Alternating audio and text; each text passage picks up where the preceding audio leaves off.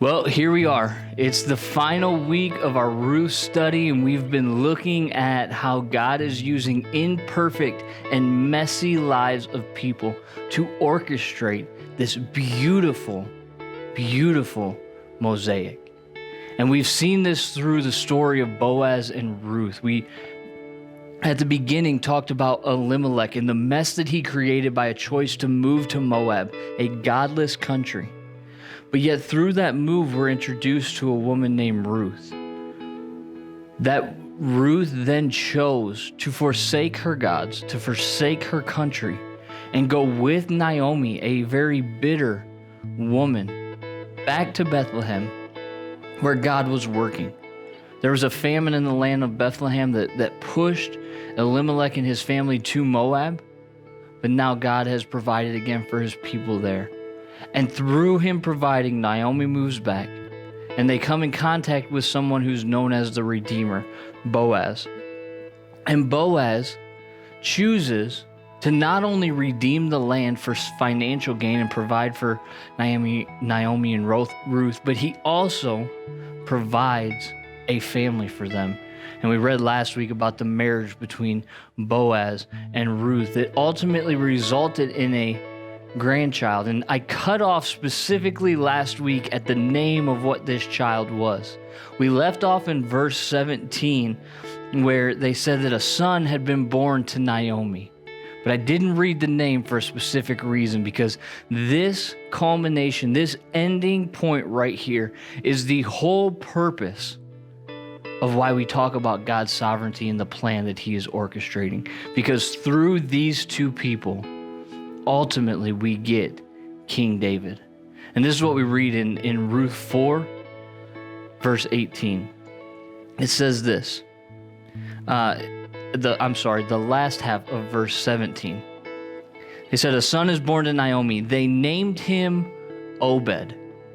He was the father of Jesse, and Jesse the father of David. Moving on to verse 18. Now these are the generations of Perez. Perez fathered Hezron. Hezron fathered Ram. Ram fathered Amminadab. Amminadab fathered Nahshon. Nahshon fathered Salmon. Salmon fathered Boaz. Boaz fathered Obed. Obed fathered Jesse. And Jesse fathered David. At the beginning of the story, when Elimelech moves to Moab, there's no idea what will result of that move. It was a messy situation. Elimelech choosing to follow the idols of his heart to provide for his family financially, but not to provide for them spiritually, led to a desperate situation because he died and left Naomi widowed. And then her two sons died that left two foreign women in her house also widowed. And now we have a very bleak picture of three women trying to survive in a godless country.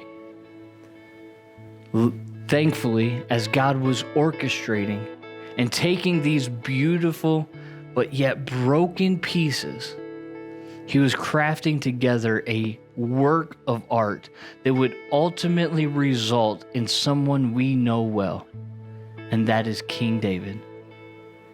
King David is known as a man who was after God's own heart. He was the preeminent ruler of Israel, the best king that they ever had. And he does not exist if Ruth does not forsake her country, forsake her God, and then go with Naomi, claiming where you go, I'll go. And your people will be my people, and your God will be my God. But even more than this, if we read in the genealogy of Jesus Christ, the lineage of David is not secured if it's not through Ruth. Because without Ruth, we don't get David. And without David, we don't get Jesus. The line of Jesus Christ is perfectly secured and perfectly orchestrated so that the fulfillment of God's promise to his people could be made. And that promise, as we've seen in Ruth and the idea of redemption, that promise is Jesus Christ. Jesus Christ is the Redeemer. While Boaz on a human level is a redeemer of Ruth and Naomi, Jesus Christ is the Redeemer of mankind. So if you want to sit back and you want to ask, what was the purpose of God in Ruth, and why are we studying the book of Ruth? The reason why we're studying the book of Ruth is because the book of Ruth is about Jesus. Because the book of Ruth shows us exactly historically how God orchestrated his plan so that the line of Jesus would be complete. Without Judah, there's no Perez. Without Perez, there's no Boaz. Without Boaz redeeming Ruth, there's no Obed. With no Obed, there's no Jesse. With no Jesse, there's no David. With no David, there's no Jesus. The book of Ruth literally is the highway to the ultimate redemption.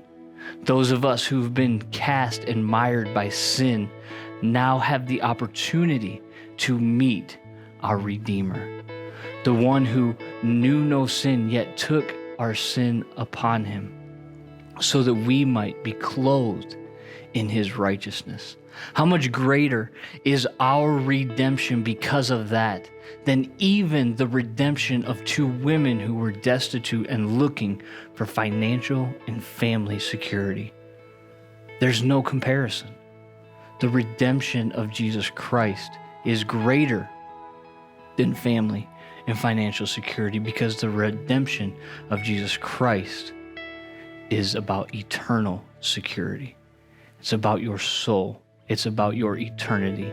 And it is only through Jesus Christ that that eternity is redeemed. Jesus said, I am the way, I am the truth, and I am the life. And no man comes to the Father except by me.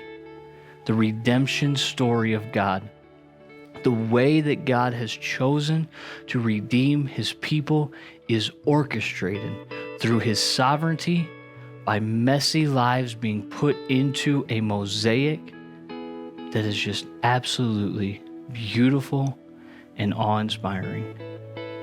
There isn't much else we can say, but the book of Ruth is ultimately a book about Jesus and his redemption and his love and his favor and his kindness towards all of us.